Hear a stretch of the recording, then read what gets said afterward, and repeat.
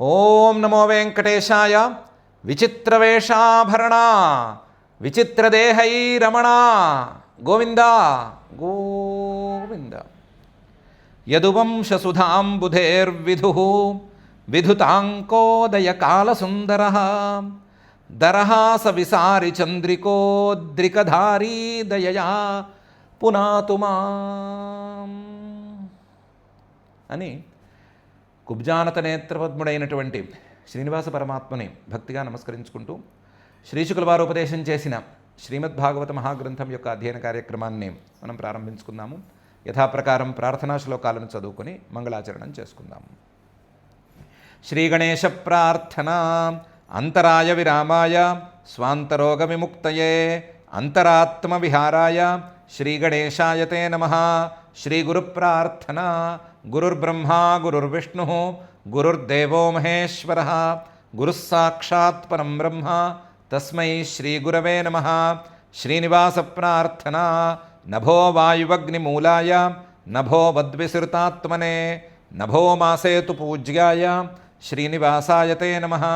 అథ సంకల్పః అస్మాకం ఉపాత్త సమస్త దురితక్షయద్వారా బుద్ధిశుద్ధ్యర్థం విద్యాభివృద్ధ్యర్థం భక్తి జ్ఞాన వైరాగ్యాది తదనుకూల సర్వసంపత్ సమృద్ధ్యర్థం శ్రీపరమేశ్వర ప్రీత్యర్థం శ్రీమద్భాగవత పాఠం కరిష్యామహే. అస్య శ్రీమద్భాగవత స్తోత్ర మహామంత్రస్య నారద ఋషి బృహతి ఛందః శ్రీకృష్ణః పరమాత్మా దేవత బ్రహ్మబీజం భక్తిశక్తి జ్ఞానవైరాగ్యే కీలకం అస్మాకం శ్రీమద్భగవత్ప్రసాదసిద్ధ్యర్థే పాఠే వినియోగः ధ్యానం నారాయణాశ్రమపదేషు చరేణ జేయం వ్యాసప్రసూత సుఖ శుశ్రమణైశ్చ దేయం జన్మాంతరార్జితఫలశ్రమభీతిహేయం నూనం జరా శృణుత భాగవతం సుగేయం. శ్రీ గురుభ్యో నమః. శ్రీకృష్ణ పరమాత్మ ఏనుగు దంతాన్ని భుజం మీద వేసుకుని ఆ మల్లుల మధ్యకు వచ్చాడు, రంగంలోకి వచ్చాడు. రంగంలోకి వచ్చేసరికి ఒక్కొక్కళ్ళు ఒక్కో రకంగా ఆయన్ని చూసుకున్నారు. రసస్వరూపుడైనటువంటి ఆ పరమాత్మని, ఆనందస్వరూపుడైనటువంటి ఆ పరమాత్మని తమ తమ భావాల కళ్ళజోళ్లతో చూసి ఎవరికి యోగ్యమైనటువంటి రసాన్ని వాళ్ళు అనుభూతి చెందారు. ఆ అనుభూతి చెందటం పూర్తయిపోయిన తర్వాత అందరికంటే ఎక్కువగా కంసుడు బాగా ఇంకా ఎక్కువగా చూశాడు. హతం కువలయాపీడం దృష్ట్వా తావపి దుర్జయౌ కంసో మనస్వియపి తదా భృశం ఉద్విదిజే నృప. కంసుడు జాగ్రత్తగా తేరిపార చూశాడు. చూస్తే ఒక ఏనుగుని చంపిన ఆనవాళ్ళు శ్రీకృష్ణ పరమాత్మలో స్పష్టంగా కనిపించినాయి. ఆ ఏనుగు తాలూకు రక్తపు బిందువులు ఉన్నాయనుకున్నాము, అలాగే ఏనుగు తాలూకు మద బిందువులు ఉన్నాయనుకున్నాము, ఏనుగుతో యుద్ధం చేసిన దానికి చిహ్నంగా స్వేద బిందువులు కూడా ఉన్నాయనుకున్నాము. వీటిని చూశాడు. కంసుడు కాస్త చెప్పుకోదగ్గ వీరుడే కదా, కాబట్టి ఇదేదో ఏనుగుని చంపిన దాఖలాలు ఉన్నాయే అని అనుకున్నాడు. దానికి తోడు పెద్ద బలమైన సాక్ష్యం ఆ ఏనుగు తాలూకు దంతం ఒకటి భుజం మీద ఉంది. దాంతో హతః కువలయా పీడ అని కంసుడికి అర్థమైంది. కువలయాపీడం సంగతి ఏంటి అని పక్కనున్న వాళ్ళని అడిగాడు. రాజులు సహజంగా చూసిన దాన్ని ఎక్కువగా నమ్మరు. వాళ్ళు చారుల మీదే ఎక్కువ ఆధారపడతారు. తమకు ఇన్ఫర్మేషన్ ఇచ్చే వాళ్ళనే ఎక్కువ నమ్ముతారు. వాళ్ళ కళ్ళ కంటే కూడా చారుల్ని ఎక్కువగా నమ్ముతారు.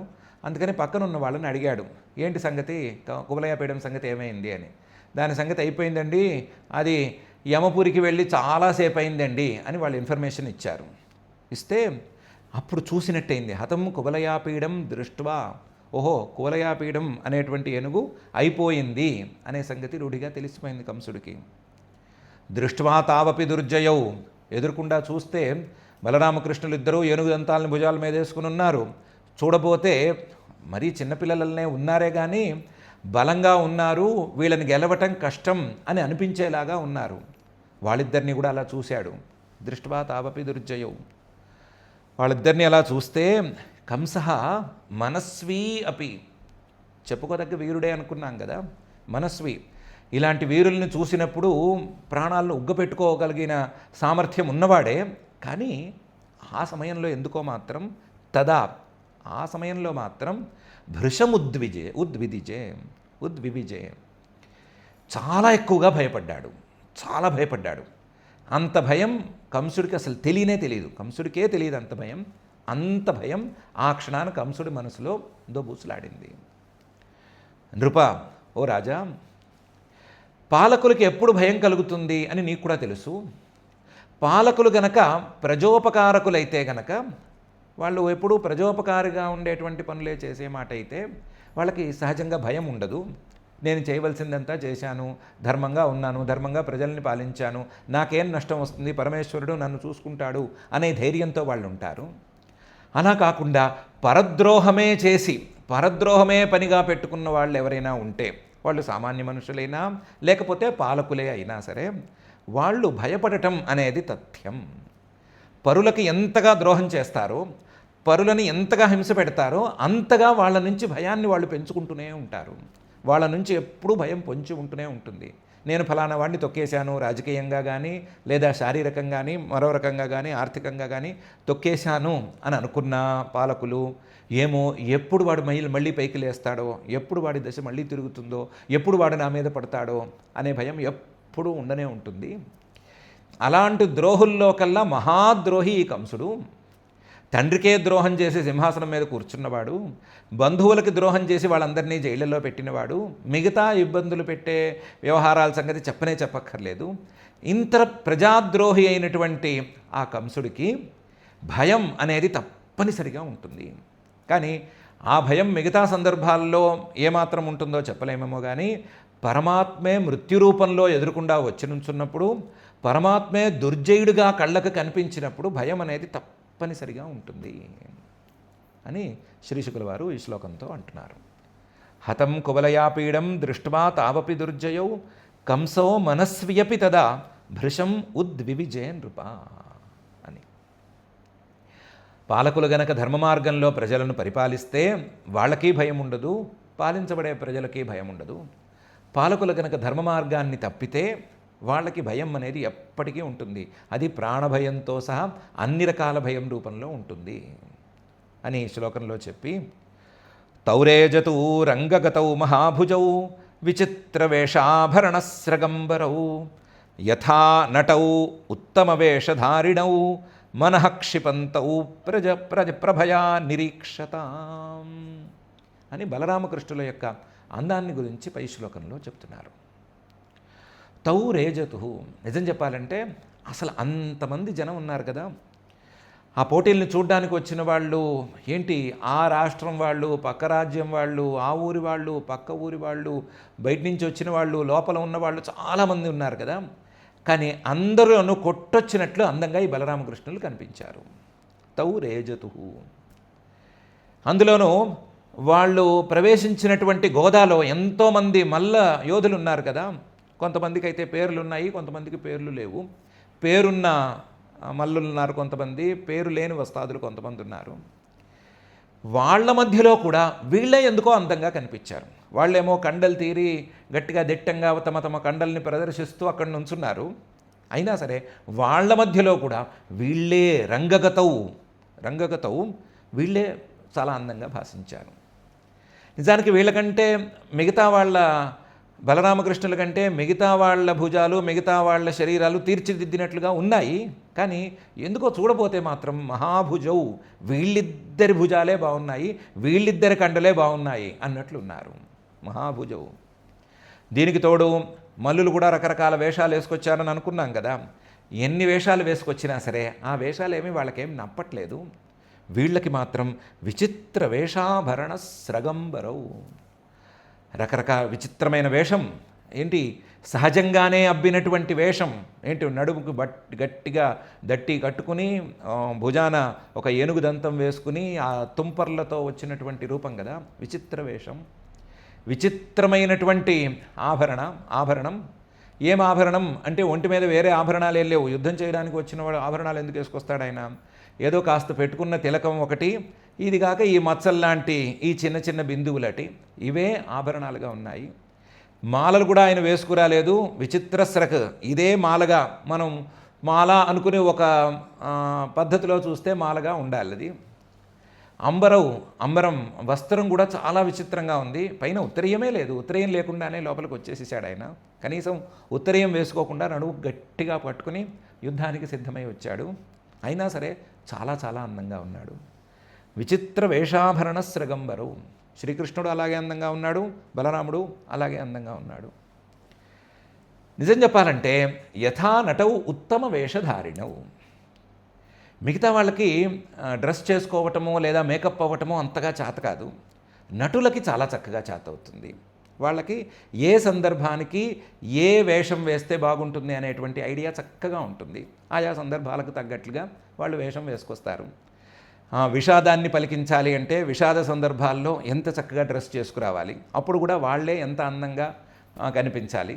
లేదా సంతోషకరమైన సందర్భాల్లో కూడా వాళ్ళే ఎంత అందంగా కనిపించాలి అనే విషయం మీద నటులకు మంచి అవగాహన ఉంటుంది. అలాంటి యథా నటౌ ఉత్తమ వేషధారిణవు. ఇద్దరు నటుల్ని ఎంచుకుని ఆ నటులు ఉత్తమ వేషాలను ధరించుకుని ఆయా సందర్భాలకు తగ్గట్లుగా ఉత్తమ వేషాలని పూసుకునో లేదా రాసుకునో కట్టుకునో దిగేసుకునో వచ్చారు అని అనుకుంటే వాళ్ళలాగా వీళ్ళున్నారు. యథా నటౌ ఉత్తమ వేషధారిణవు మనఃక్షిపంతౌ ప్రభయ. నిరీక్షతాం. అక్కడ చూపరులు ఉన్నారు కదా, చూసేవాళ్ళందరూ ఉన్నారు కదా. అది గుండ్రంగా ఉండేటువంటి గ్రౌండ్ అది. ఆ గ్రౌండ్ చుట్టూ చిన్న చిన్న వేదికల్లాగా కట్టారు. ఆ వేదికల మీదంతా జనం కూర్చున్నారు. ఆ కూర్చున్న జనమంతా కూడా చోద్యంలాగా ఈయన్నే బలరాముణ్ణి కృష్ణుణ్ణి వీళ్ళిద్దరినే చూస్తున్నారు. ఆ చూసే వాళ్ళందరి మనస్సుల్ని వీళ్ళిద్దరు లాగేస్తున్నారు, గుంజేస్తున్నారు. మనఃక్షిపంతౌ ప్రభయ. ఎలా గుంజేస్తున్నారంటే తమ కాంతితో, తమకే అసాధారణంగా ఉండేటువంటి కాంతితో ఉన్న వాళ్ళ మనసులన్నిటినీ గుంజేసి వాళ్ళ వైపుకి లాగేస్తున్నారు. తౌరేజతూ రంగగతౌ మహాభుజౌ విచిత్ర వేషాభరణ స్రగంబరౌ యథా నటౌ ఉత్తమ వేషధారిణౌ మనఃక్షిపంతౌ ప్రభయా నిరీక్షతాం అని శ్రీశుకుల వారు చెప్తున్నారు. మనం మల్లానామశనిహి అనే శ్లోకాన్ని చెప్పుకున్నట్టు దీన్ని కూడా చాలా విస్తృతంగా చెప్పుకోవచ్చు, చాలా ఎక్కువసేపు చెప్పుకోవచ్చు. రకరకాలుగా ఒక నటుడు ఒకే వేషం వేసుకుంటాడు నియమం ఏమీ లేదు. ఒక్కొక్క సందర్భానికి తగ్గట్లుగా ఒక్కొక్క వేషం వేసుకుంటాడు. అపీరియన్స్ని మార్చేస్తూ ఉంటాడు. మార్చేసి ప్రతి సందర్భానికి తాను తగిన నటుడిని అని నిరూపణ చేసుకుంటాడు. కానీ ఈయన అంతకంటే పై స్థాయిలో ఉండి ఒకే సందర్భంలో 10 మందికి 10 రకాలుగా కనిపించి ఒకే వేషంతో 10 మందికి 10 రకాల రసాలను కలిగించి 10 రకాల రసోత్పత్తుల్ని చేసి ఈయన ఉత్తమోత్తమ నటుడు అని అనిపించుకున్నాడు అని కూడా ఈ శ్లోకంలో చెప్తున్నారు. ఈ నటవు ఉత్తమ వేషధారిణవు. వాళ్ళు సామాన్య నటులు ఉత్తమ వేషాలని ధరించారు. ఈయన ఉత్తమోత్తమ నటుడు కాబట్టి ఒకే వేషంతో అందరినీ అలరించాడు, అన్ని రకాల పాత్రల్ని చూపించాడు. ఒకే వేషంతో రకరకాల రసోత్పత్తుల్ని చేయగలగటం అనేది ఈ నటుడికి ఉండేటువంటి ప్రత్యేకత అనేటువంటి అంశాన్ని వీటన్నిటినీ చాలా ఇందులో గుచ్చి ఉంచారు. చాలా విశేషమైనటువంటి ఈ శ్లోకం ఇలా చెప్పి నిరీక్ష్యత ఉత్తమ పూరుషౌ జనాః మంచస్థితా నాగర రాష్ట్రకా నృప ప్రహర్ష వేగోత్కలితేక్షణాననాః పపుర్న తృప్తాః నయనైస్తదాననం అని పైన జరిగింది చెప్తున్నారు. జనాలందరూ ఈ బలరామకృష్ణుల్ని చూశారు. నిరీక్ష్య తౌ ఉత్తమ పూరుషౌ. ఉత్తములైన పురుషులు ఏంటి, సాముద్రిక లక్షణాలను బట్టి చూసినా సరే, లేదా వీర లక్షణాలను బట్టి చూసినా సరే, సందర్భోచితంగా ఉండే లక్షణాలను బట్టి చూసినా సరే, లేదా లోకోత్తరమైన సౌందర్యాన్ని పట్టుకుని చూసినా సరే, దేన్ని పట్టుకుని చూసినా సరే ఉత్తమ పూరుషౌ అన్నట్లున్నారు కదా. వాళ్ళని ఈ జనాహ మంచస్థితాః, ఆ చుట్టూ ఉన్నటువంటి జనాలు, పోటీలను చూడడానికి వచ్చినటువంటి జనాలు అందరూ చూశారు. చూసిన వాళ్ళలో నాగరాహ, ఆ మథురాపురానికి సంబంధించిన వాళ్ళు ఉన్నారు. రాష్ట్రకాహ, ఆ దేశ ప్రజలున్నారు. బయట నుంచి వచ్చిన వాళ్ళందరూ ఉన్నారు, ఎంతోమంది ఉన్నారు. వాళ్ళందరూ కూడా నృప, ఓ పరీక్షిత్తు, ప్రహర్ష వేగోత్కలితేక్షణాన్నాహ, ఏమిటో తెలియని ఆనందాన్ని పొందారు. ప్రహర్ష ఏంటో చాలా గొప్ప ఆనందం, ఏదో గొప్ప వస్తువుని చూసినటువంటి ఆనందం అనేదాన్ని పొందారు. ఎంత ఆనందం అంటే ఆ ఆనందం వాళ్ళందరినీ కుదిపేసేసింది. ప్రహర్ష వేగ, అది కుదిపేసింది. కుదిపేసరికి ఆ కుదుపు వాళ్ళ కళ్ళల్లో స్పష్టంగా కనిపించింది. ఉత్కలితే క్షణ, ఆ కళ్ళలో ఆ ఆనందం తాలూకు ఛాయలు కనిపించి కళ్ళల్ని వాళ్ళు ఇటు అటు కదిలించేసి బలరాముని చూద్దామా, కృష్ణుని చూద్దామా, కృష్ణుని చూద్దామా, బలరాముని చూద్దామా అన్నట్టు ఇటు అటు ఇటు అటు ఇటు అటు చూస్తూ ఉన్నారు. వాళ్ళ మొహాలు కూడా బలరాముడు కృష్ణుడు, బలరాముడు కృష్ణుడు అన్నట్టు ఊగిపోతున్నాయి. అలా ఊగిపోతున్న కళ్ళతో, ఊగిపోతున్న మొహాలతో, ఆనందం అబ్బో చాలా అనుభవిస్తున్నారు అనిపించేట్టున్నటువంటి కళ్ళతో, మొహాలతో వాళ్ళందరూ తమ తమ కళ్ళతో ఆ బలరామకృష్ణుల్ని ఇద్దరినీ చూశారు. అందులోనూ శ్రీకృష్ణుణ్ణి పట్టి పట్టి పట్టి పట్టి చూశారు. ఏంటి ఇతని అందం ఏంటి, ఇతని ఆకారం ఏంటి, ఇతని గురించి నిన్న రాత్రి నుంచి ఊరంతా ఒకటే గుప్పు గుప్పుమని వార్తలు, ఆ వార్తలకు తగ్గట్టున్నాడా, ఇంకో రకంగా ఉన్నాడా అని పట్టి పట్టి చూశారు. చూసి చూసి చూసి పపుహు తమ కళ్ళతో ఆ శ్రీకృష్ణుని తాగేశారు. ఎంత తాగినా సరే న తృప్తాహ, తృప్తి మాత్రం కలగలేదు. ఎవరికి తృప్తి కలగలేదు, ఆనందం ఆగలేదు, వాళ్ళలో ఉద్వేగం అనేది ఆగలేదు. ఆ ఉద్వేగంతో, ఆ ఆనందంతో, ఆ కళ్ళతో ఆయన్ని తాగుతూనే ఉన్నారు. ప్రత్యేకించి శ్రీకృష్ణుణ్ణి తాగుతూనే ఉన్నారు. ఎంత తాగినా సరే తృప్తి లేకుండా ఉండిపోయారు. అంటే అందరూ ఆ శ్రీకృష్ణుడి కేసే చూస్తున్నారు, వేరే పనేం లేదు, శ్రీకృష్ణుడి కేసే చూస్తున్నారు అని శ్రీశుకుల వారు ఈ శ్లోకంలో అంటున్నారు. నయనైస్తదాననం, అందులోనూ ఆయన మొహాన్ని చూసి దాన్ని తాగుతుంటే ఎవ్వరికీ తృప్తి అనేది కలగలేదు. నృప, ఓ పరీక్షిత్తు, నీకు తెలుసు, ఏదైనా ఒక సభలో రాజుగారు ఉంటే అందరూ ఎవరిని చూస్తారు? రాజుగారిని చూస్తారు. ఈ సభలోనూ ఈ భోజరాజు ఉన్నాడు, ఎవరు? కంసుడు ఉన్నాడు. కానీ కంసుడిని ఎవరు చూడటం లేదు, అందరూ ఈ శ్రీకృష్ణుడినే చూస్తున్నారు. ఎందుకంటే ఈయన సహజంగా రాజు అంటే ఎవరు? రాజా అంటే ఏంటి? రాజతే ఇది రాజా, అందంగా ఉండేవాడు రాజు. అందంగా ఉండేవాడు ఎవరు ఈ సభలో? శ్రీకృష్ణుడే అయ్యాడు కాబట్టి ఆయన్నే చూస్తున్నారు. లేదా అందరికంటే గొప్పవాడు రాజు అనుకుంటే అందరికంటే గొప్పవాడు ఇక్కడ శ్రీకృష్ణుడే కదా, కాబట్టి ఆయన్నే చూస్తున్నాడు, అందరూ ఆయన్నే చూస్తున్నారు అని ఈ శ్లోకంలో శ్రీశుకుల వారు చెప్తున్నారు. నిరీక్ష్యత ఉత్తమ పూరుషౌ జనా మంచస్థిత నాగర రాష్ట్రకా నృప ప్రహర్ష వేగోత్కలితేక్షణాననా పపుర్ణ తృప్త నయనైస్తదాననం అని. దీనికి తోడు ఏం చేస్తున్నారు ప్రతి వాళ్ళు? పిబంత ఇవ చక్షుర్భ్యాం, లిహంత ఇవ జిహ్వయాం, జిఘ్రంత ఇవ నాసాభ్యాం, శ్లిష్యంత ఇవ బాహుభిః. అమ్మో, పిబంత ఇవ చక్షుర్భ్యాం, కళ్ళు ఇంతలావు విప్పార్చుకుని ఒక కళ్ళు కృష్ణుణ్ణి చూస్తుంటే ఈ కళ్ళతో కృష్ణుణ్ణి తాగేస్తారేమో అన్నట్టున్నారు. పిబంత ఇవ చక్షుర్భ్యాం, లిహంత ఇవ జిహ్వయ, తమ తమ నాలుకలతో ఆ శ్రీకృష్ణుని నాకేస్తున్నారేమో అన్నట్టున్నారు. జిఘ్రంత ఇవ ఘ్రాణ నాసాభ్యాం, తమ తమ ముక్కులతో ఈ శ్రీకృష్ణుడు అనేటువంటి సుగంధాన్ని పీల్చేస్తున్నట్లుగా ఉన్నారు. శ్లిష్యంత ఇవ బాహుభి, వదిలేస్తే వీళ్ళందరూ కృష్ణుడి మీద పడిపోయి కౌలించేసుకుంటారేమో అన్నట్టున్నారు.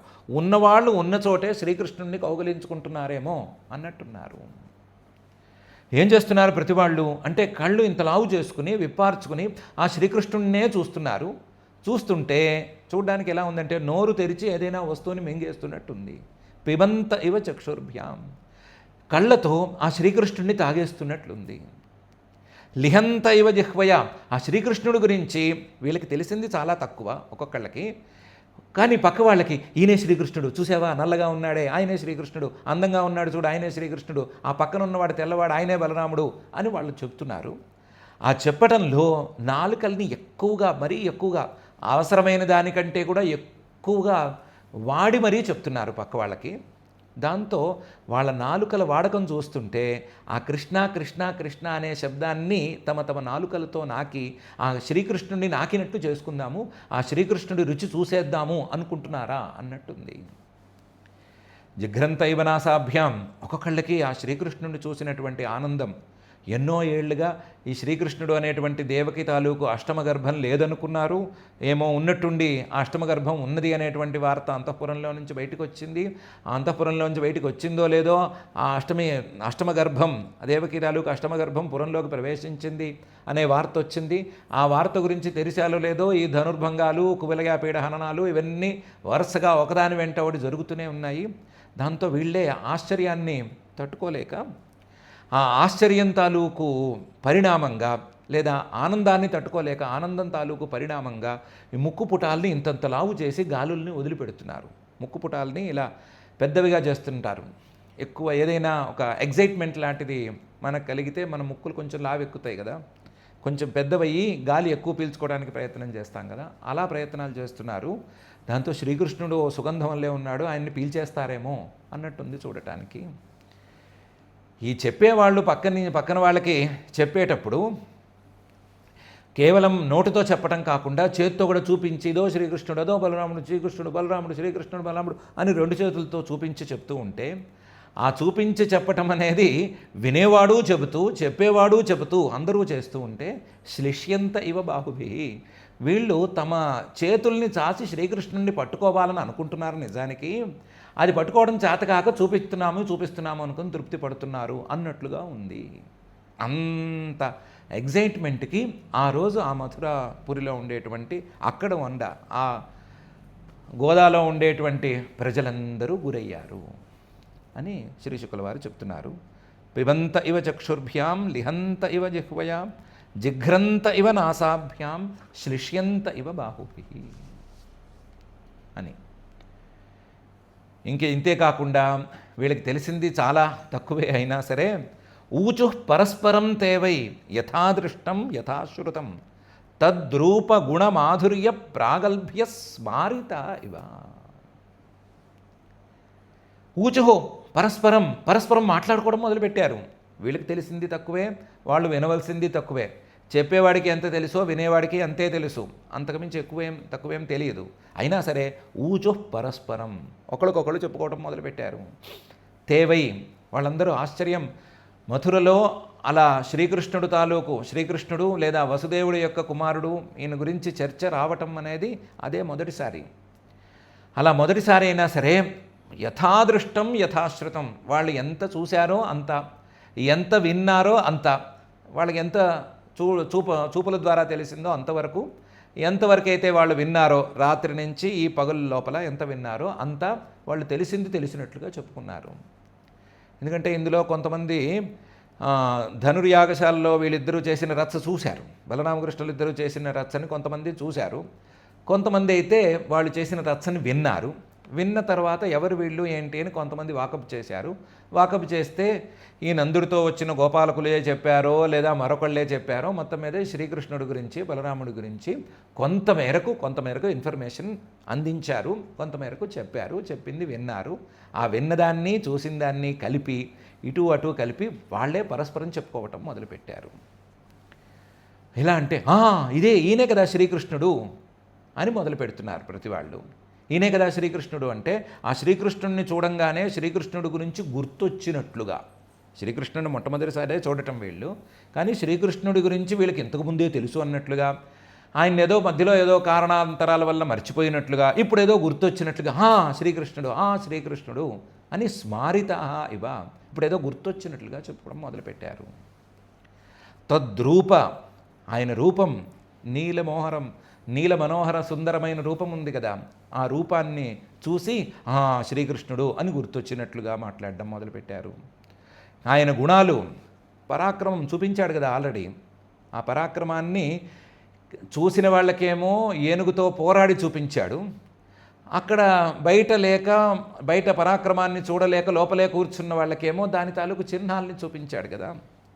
ఆ శౌర్యం లాంటి గుణాలు, ఆ గుణాలను చూసి ఇంతటి శూరుడైతే ఈయన మన శ్రీకృష్ణుడే అవ్వాలి, మన వసుదేవుడి యొక్క కొడుకే కావాలి, దేవకి అష్టమగర్భ సంజాతుడే కావాలి అని ఏదో గుర్తొచ్చినట్లు మాట్లాడుతున్నారు. మాధుర్య, ఇంత హడావిడి చేస్తున్నా, ఇంత ఏనుగుదంతం భుజాన మీద వేసేసుకుని ఏదో నేను మహావీరుణ్ణి అని చెప్పడానికి ఆయన ప్రయత్నం చేస్తున్నా, ఆయన పెదవుల మీద ఎప్పుడూ నాట్యమాడేటువంటి చిరునవ్వు ఉంది, అది ఇంకా కదలలేదు, అది అలాగే ఉంది. ఆ చిరునవ్వును చూస్తే ఈయన వీరుడు అనే మాట పక్కన పెట్టేసేసి, అబ్బా ఇంత అందమైన చిరునవ్వు, ఇంత మధురమైన చిరునవ్వు అనేది ఈ సృష్టిలో మరొక చోట ఉండటానికి వీల్లేదు అని అనిపించేలా ఉంది. ఆ మాధుర్యాన్ని పాపం అక్కడ ఉన్న వాళ్ళు గమనించారు. గమనించి ఇంత మధురంగా ఇంత అందంగా చిరునవ్వు నవ్వాడంటే ఈ శ్రీకృష్ణుడే కావాలి అని గుర్తొచ్చినట్లుగా ఆయన గురించి మాట్లాడుతున్నారు. అలాగే ప్రాగల్భ్య స్మారితా ఇవ, ఆయన ధార్ష్ట్యం, ఆయన ప్రగల్భత లేదా ఆయనకు ఉండేటువంటి ఒక తెగింపు, దాని గురించి కూడా ఒకసారి చూసి మాట్లాడుకుంటున్నారు.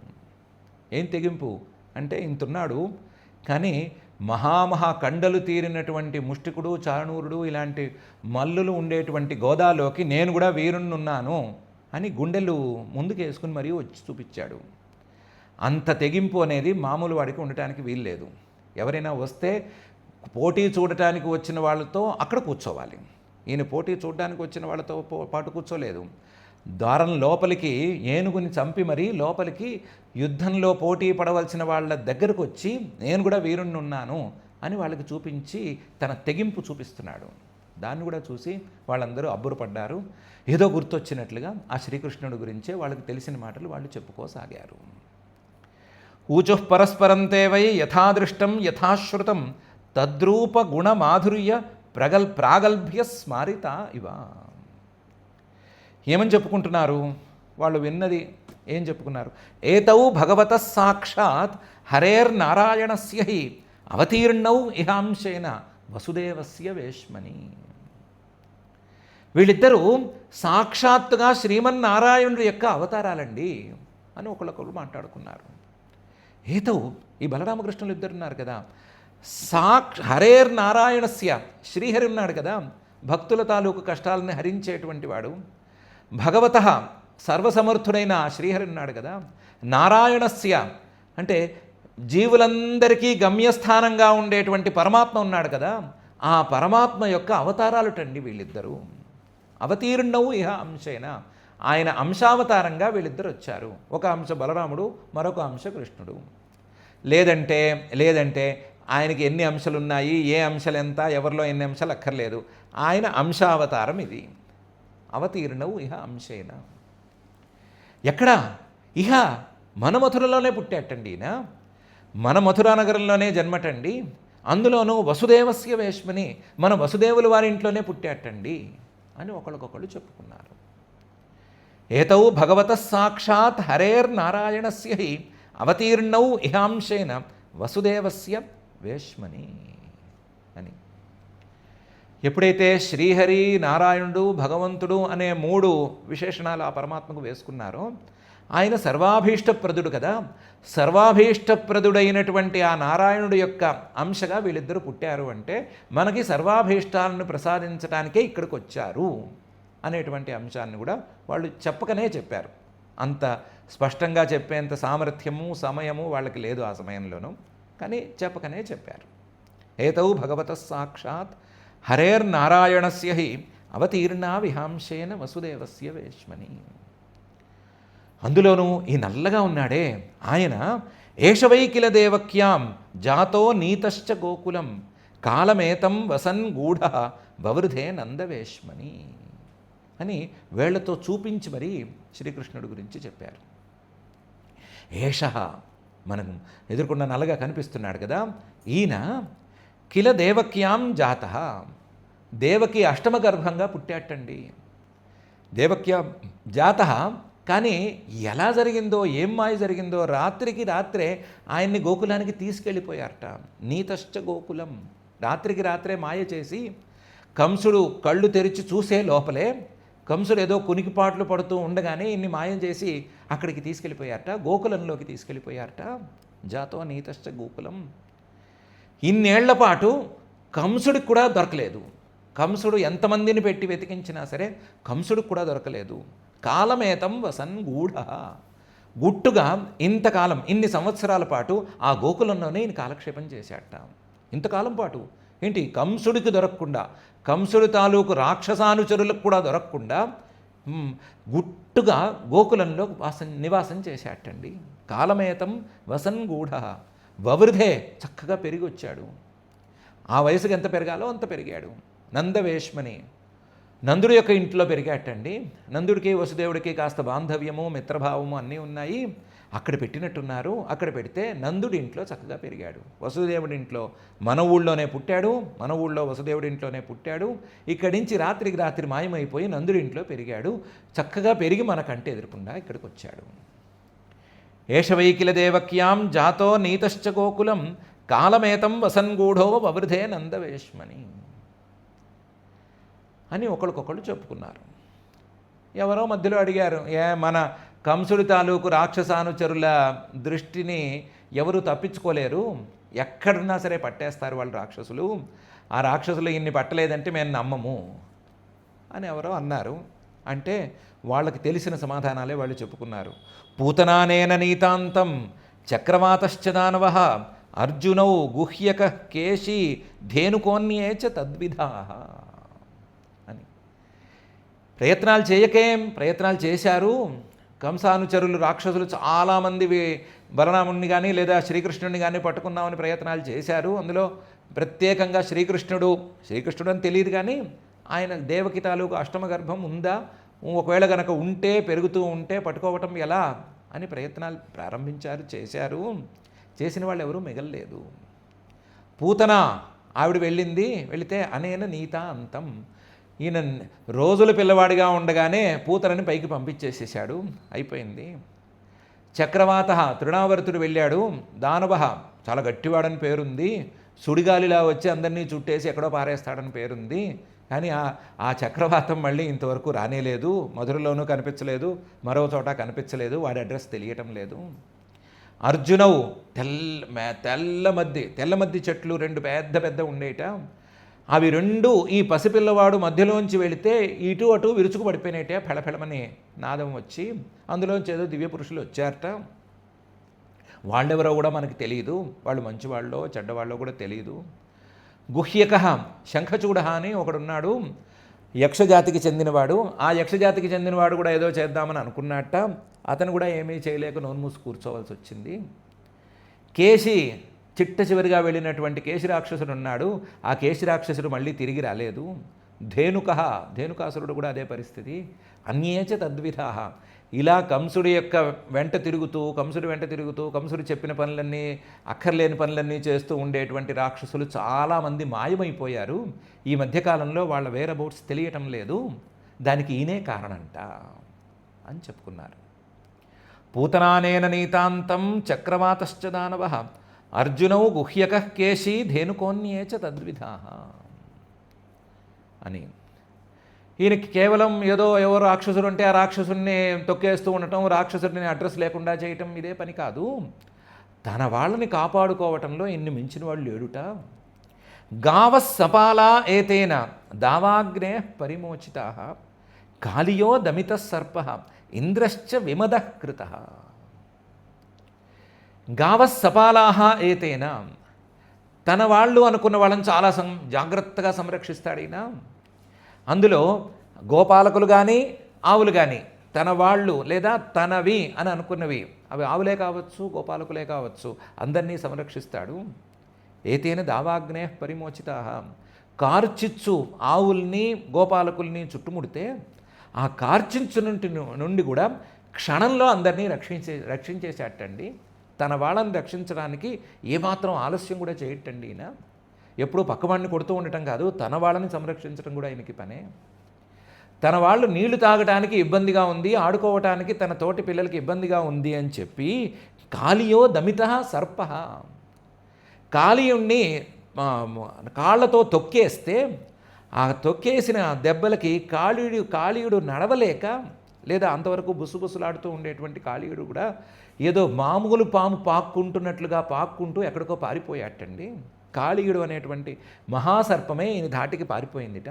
తన వాళ్ళ కోసం అంత సర్పంతో కూడా ఈయన పోటీ పడ్డాడు. ఇంద్రశ్చ విమదకృత. ఆ మాట ఈ మాట ఎందుకు, ఇంద్రుడితోనే ఏకంగా వైరం పెట్టుకున్నాడు. తన వాళ్ళకి ఏదో ఇబ్బంది పెట్టాడని, వర్షం ఎక్కువగా కురిపించాడని ఇంద్రుడి మీదే కోపం వచ్చి ఇంద్రుడితోనే వైరం పెట్టేసుకున్నాడు. ఆ వైరంలో ఇంద్రుడి తాలూకు మదం మొత్తం పోయేటట్లు చేశాడు. ఇంద్రశ్చ విమదకృత గావస్సపాలా ఏతేన దావాగ్నే పరిమోచితా కాళియో దమిత సర్ప ఇంద్రశ్చ విమదకృత అని చెప్పుకున్నారు. యథాప్రకారం ఎవరో పక్కనున్న వాళ్ళు ఏమండి మరి ఇంద్రుడితో ఎవరండి పెట్టుకుంటారు, ఇంద్రుడితో పెట్టుకుని ఎవరండి గెలుస్తారు అంటే, కాదు కాదు, సప్తాహమేకహస్తేన ధృతోద్రి ప్రవరోమున వర్ష వాత అశనిభ్యశ్చ పరిత్రాతంచ గోకులం. జరిగిందండి, జరగలేదని ఎలా అంటారు? మనకి సుమారుగా వార్తలు వస్తాయి కదా, ఎక్కడెక్కడ వర్షం ఎంత పడింది, వారం రోజుల పాటు ఎక్కడైనా వర్షం పడిందా, ఇలాంటి వార్తలు వస్తాయి కదా. ఆ వార్తలు నిజంట. సప్తాహం, ఒక వారం పాటు ఎడతెరిపి లేని వర్షం పడిందిట. పడితే మొత్తం గోకులమంతా కొట్టుకుపోవాల్సిన పరిస్థితి వచ్చిందిట. వస్తే ఈయనొక్కడే ఏకహస్తేన, ఒకే చేత్తో, ఒంటి చేత్తో ధృతోద్రి ప్రవర గోవర్ధనగిరిని పైకెత్తి పట్టుకున్నట్టండి. అవునా, ఈయనే మన ఎదురుకుండా ఉన్నవాడే, ఈయనే ఇంత పొట్టిగా ఉన్నవాడే, ఈ చిన్నపిల్లవాడే ఇంతకంటే చిన్నపిల్లవాడు. ఇది జరిగి ఎన్నో రోజులైంది, ఎన్నో ఏళ్ళైంది. ఇంతకంటే చిన్నపిల్లవాడు ఒక వారం పాటు ఒకే చేత్తో, ఒంటి చేత్తో ఒక కొండను ఎత్తి పట్టుకున్నట్టండి. పట్టుకుంటే ఆ కింద ఉండి సేఫ్గా ఉన్న వాళ్ళందరూ కదా ఇప్పుడు వచ్చిన వాళ్ళు చెప్తున్నారు, చెప్పిన మాటలు నమ్మాలి కదా.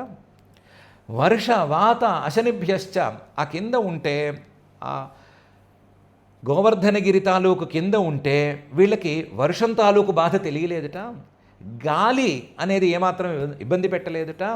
అప్పుడు పిడుగులు పడుతున్నా సరే వీళ్ళకి మాత్రం ఏ ఇబ్బంది కలగలేదుట. వర్ష వాత అశనిభ్యశ్చ పరిత్రాతంచ గోకులం, మొత్తం ఆవుల్ని, గోపాలకుల్ని, మొత్తం ఆ గోకులం మొత్తాన్ని ఈయనొక్కడే సంరక్షించేశాట. తన వాళ్ళకి కష్టం వస్తే ఒంటి చేత్తో పర్వతాన్ని ఎత్తడానికైనా ఈయన సిద్ధంగా ఉంటాట. ఈయన గురించి చెప్పుకుంటున్నారండి. ఇంతకుముందు ఏదో లీలగా వార్త వచ్చింది, ఇప్పుడేమో స్పష్టంగానే చెప్తున్నారండి అని వాళ్ళందరూ అనుకున్నారు. సప్తాహమేకహస్తేన ధృతోద్రి ప్రవరోమున వర్షవాతాశనిభ్యశ్చ పరిత్రాతంచ గోకులం అని. అంతేకాదు, మామూలుగా ఉపకారాలు చేసేవాళ్ళు ఊళ్ళల్లో ఉంటారు. ఆ ఉపకారాలు చేసే వాళ్ళని మిగతా వాళ్ళు, ఊళ్ళో ఉన్నవాళ్ళు పెద్దగా పట్టించుకోరు. ఉపకారాలు మాత్రం పొందుతూ ఉంటారు, మిగతా అప్పుడు మాత్రం పక్కన పెడుతూ ఉంటారు. ఈయన విషయంలో అది కూడా జరగలేదుట. గోప్యోస్య నిత్యముదిత హసిత ప్రేక్షణం ముఖం పశ్యంత్యో వివిధాం స్థాపాన్ తరంతి స్మాశ్రమం ముదా. గోపికలు, ఆ ఊళ్ళో ఉండేటువంటి గోపికలు, గోపస్త్రీలు ఈయన మొహం చూడాలని ఎప్పుడూ తహతహలాడుతూ ఉండేవారు. గోపికలే తహతహలాడుతూ ఉంటే మిగతా వాళ్ళందరూ ఈయన మొహం చూడాలి అని తహతహలాడటంలో ఏ ఆశ్చర్యం లేదు. ఊరంతా ఈయన వెంట పడుతూనే ఉండేది, ఊరంతా ఈయన్ని ప్రేమిస్తూనే ఉండేదిట. గోప్య, అందులో ప్రత్యేకించి ఆ గోపస్త్రీలైతే నిత్యం రోజు అదే పని. ఏంటి అంటే ఉదిత హసిత ప్రేక్షణం ముఖం. ఆయన పొద్దున్నే సూర్యోదయం వేళకి బయటికి రావాలి. ఆ బయటకు వచ్చేటప్పటికి సూర్యోదయంలాగా ఆయన పెదవుల మీద చిన్న చిరునవ్వు ఉండాలి. అలాగే ఆయనకి ఏదో ప్రత్యేకించిన క్రీగంటి చూపులేవో ఉన్నాయి, ఆ క్రీగంటి చూపులు ఒకటి రావాలి. ఆ క్రీగంటి చూపులు, ఆ చిరునవ్వులు ఆయన ఆ గోపికల మీదకి విసిరేస్తే ఆ క్రీగంటి చూపులు, ఆ చిరునవ్వులు, దాంతో ఉండేటువంటి మొహాన్ని వీళ్ళు చూడాలి నిత్యం. ఇదే నిత్యకృత్యం వాళ్ళకి. పశ్యంత్య, కేవలం అది మాత్రం చూసి, ఆ చూడటంతో మాత్రమే, ఆ మొహాన్ని చూడటంతో మాత్రమే వాళ్ళు తమ తాపాలను ఎన్నిటినో పోగొట్టుకున్నారట. వివిధాంస్తాపాంస్ తరంతి, ఎన్నెన్నో తాపాలట. ఒక్కొక్కరికి ఎన్నెన్నో జీవితంలో కష్టాలు ఉంటాయి కదా. ఆ కష్టాలన్నిటినీ ఆయన చిరునవ్వుని క్షణంపాటు చూస్తే పోగొట్టుకున్నారట. ఆయన క్రీగంటి చూపుని క్షణంపాటు చూస్తే పోగొట్టుకున్నారట. ఆయన మొహాన్ని చూస్తే చాలనుకున్నారట. ఆశ్రమం, వేరే ఏమీ శ్రమ చేయలేదు. వాళ్ళేమీ తపస్సులు, ఉపాసనలు, జ్ఞానాలు, యోగాలు ఇలాంటి పనులు ఏం పెట్టుకోలేదుట. కేవలం శ్రమ లేకుండా అనాయాసంగా ఆయన మొహాన్ని చూడటం అని ఒకే ఒక పని పెట్టుకున్నారట. తరంతిస్మ ఆశ్రమం ముదా. వాళ్ళు సంతోషంతో కళకళ్ళాడిపోతున్నారట. గోకులంలో గోపికా స్త్రీల తాలూకు మొహాల్లో సంతోషం సామాన్యంగా లేదుట.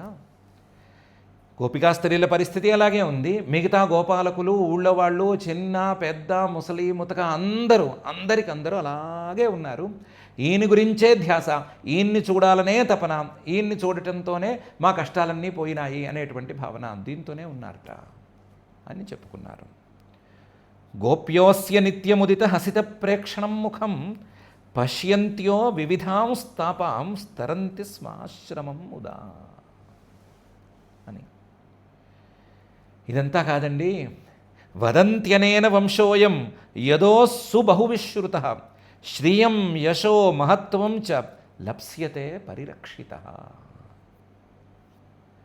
అనిటండి. నిన్న సాయంత్రం ఈయన ఊళ్ళోకి ప్రవేశించాడు కదా.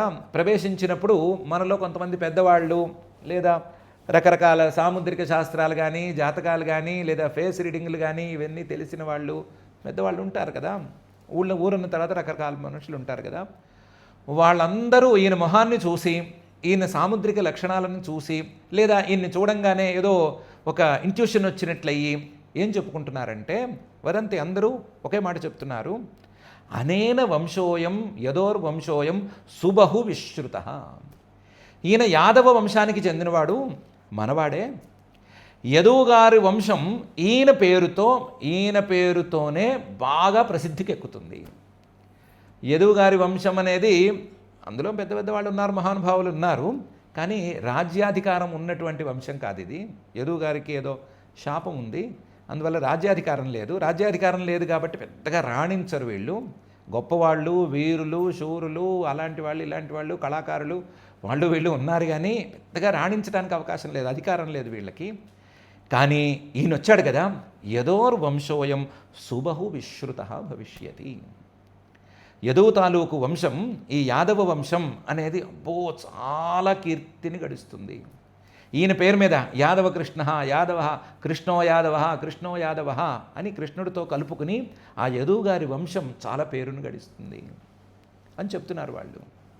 అంతేకాదు, ఇంతవరకు యదుగారి వంశంలో ఏదో అంతంత మాత్రంగా ఉంది లక్ష్మి, కానీ ఈరోజు మాత్రం ఈయన పుట్టాడు కదా, ఈయన వచ్చాడు కదా, అందువల్ల శ్రియం లప్స్యతే. ఈ యాదవులకి అంతులేని ఐశ్వర్యం అనేది కలిగి తీరుతుంది అని ఆ పెద్దవాళ్ళు చెప్తున్నారు. యశః, పెద్ద కీర్తి లభిస్తుంది అని చెప్తున్నారు. ఎందుకంటే అప్పటికి ఉన్న భౌగోళిక పరిస్థితులు అనుకుందాం, లేదా రాజ్య పరిస్థితులు అనుకున్నాము, యాదవులకి చెప్పుకోదగ్గ పెద్ద రాజ్యం అంటూ ఏం లేదు. చాలా చిన్న రాజ్యం, చాలా చిన్న రాజ్యం. ఎవరూ పెద్దగా లెక్క చేసేంత రాజ్యమేం కాదు. మనుషులు గొప్పవాళ్ళు, మనుషులు వీరులే, కానీ మంచి తెగింపు ఉన్నవాళ్ళు, మహావీరులని పేరుంది, కానీ రాజ్యం పరంగా చూస్తే మహా పెద్ద రాజ్యమేం కాదు, చాలా చిన్న రాజ్యం లెక్క అది. కానీ ఈరోజు మాత్రం చాలా గొప్ప కీర్తిని పొందబోతోంది, ఇక మీద కీర్తి అనేది రాబోతోంది అని వాళ్ళు చెప్పారు. చిన్న రాజ్యం అయితే పెద్దగా కీర్తి రాదు. చిన్న రాజ్యానికి పెద్దగా కీర్తి ఏముంటుంది? ధనం ఉన్న చోట కీర్తి వస్తుంది. రాజ్యము, అడ్మినిస్ట్రేషను, పాలన ఇవి చూసుకుంటే చిన్న రాజ్యాలకి పెద్దగా ఉండదు. కానీ చిన్న రాజ్యమైనా సరే ఈయనున్నాడు కదా, ఇటువైపు ధనము వస్తుంది, దాంతోపాటు కీర్తి వస్తుంది, దాంతోపాటు మహత్వం, ఇంపార్టెన్స్ కూడా వస్తుంది, గొప్పదనం కూడా వస్తుంది. లప్స్యతే, అవశ్యంగా వస్తుంది, వచ్చి తీరుతుంది అని అంటున్నారు.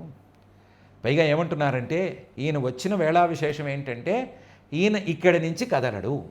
శ్రీకృష్ణుడు మధురలో అడుగు పెట్టినటువంటి వేళా విశేషం, ఈయన ఇక్కడి నుంచి కదలడు, ఈయన ఇక్కడే ఉంటాడు, ఇక మీద మళ్ళీ గోకులానికి వెళ్ళడు.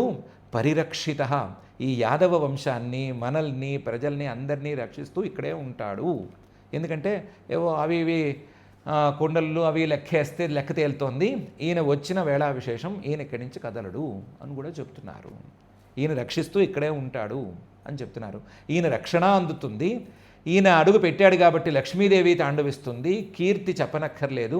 ఈయన ఉన్నాడు కాబట్టి వంశానికే గొప్పదనం వస్తుంది, వంశం అనేది చాలా కీర్తిమంతంగా తయారవుతుంది అని పెద్దవాళ్ళు చెప్పుకుంటున్నారు. సాయంత్రం నుంచి ఇదే గోల, ఊరంతా ఇదే మాట. ఏంటంటే ఈ ఫేస్ రీడింగ్ తెలిసిన వాళ్ళు, నేను ఆయన చూసేశాను శ్రీకృష్ణుడిని, ఆ మొహం చూస్తేనే నాకు తెలిసిపోతోంది, ఆయన యాదవుడు, యాదవ వంశానికి కీర్తి తెచ్చిపెడతాడు అని ఒక ఆయన అంటున్నాడు. ఇంకొక ఆయన, నేను లెక్కలేసేసాను, లెక్కలేస్తే ఆయన ఇక్కడికి వచ్చినవాడు కదలడు, ఇక్కడే ఉంటాడు, మనల్ని అందరినీ రక్షిస్తాడు అని అంటున్నాడు. ఇంకొక ఆయన ఇంకో రకంగా అంటున్నాడు. తెలిసిన వాళ్ళందరూ ఇదే మాట మాట్లాడుతున్నారు అని వీళ్ళందరూ పరస్పరం మాట్లాడుకున్నారు. వదంత్యనేన వంశోయం యదోస్సు బహువిశ్రుత శ్రియం యశో మహత్వం చ లప్స్యతే పరిరక్షిత అని. అయ్యో ఆ శ్రీకృష్ణుని గురించి మాట్లాడడం మొదలు పెడితే అదేదో అటువైపే మాట వెళ్ళిపోతుంది, పక్కకి జరగదు. కానీ పక్కనే ఇంకొక ఆయన ఉన్నాడు, ఆయన గురించి కూడా మాట్లాడుకోవాలి. అయంచాస్యాగ్రజ శ్రీమాన్ రామ కమలలోచన ప్రలంబో నిహతో ఏన వత్సకోయే బకాదయ.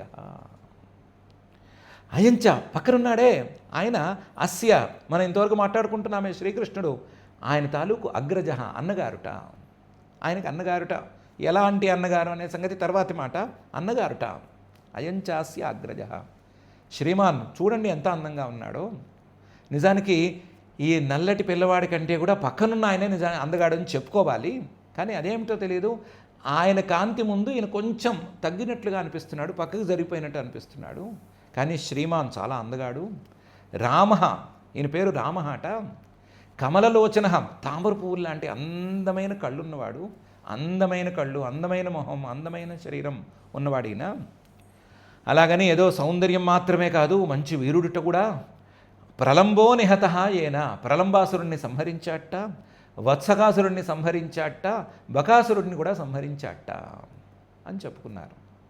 ఇందులో బకాసురుడిని ఈయన సంహరించాడా లేదా అని పాపం వాళ్ళకి క్లియర్గా తెలియదు. ఏదో మొత్తం మీద ఇంతమంది రాక్షసులు వెళ్ళారు. వెళ్ళిన వాళ్ళు రాక్షసులు ఎవ్వరూ మాత్రం తిరిగి రాలేదు. వెళ్ళిన వాళ్ళు ఎవరూ తిరిగి రాలేదు.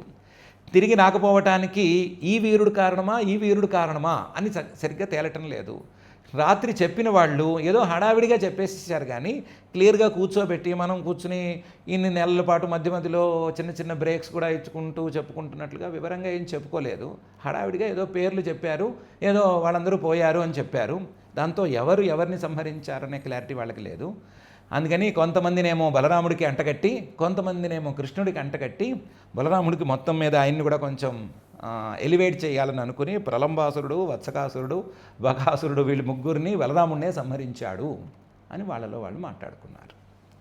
అయంచాస్యాగ్రజ శ్రీమాన్ రామ కమలలోచన ప్రలంబో నిహతోయేన వత్సకోయే బకాదయ అని.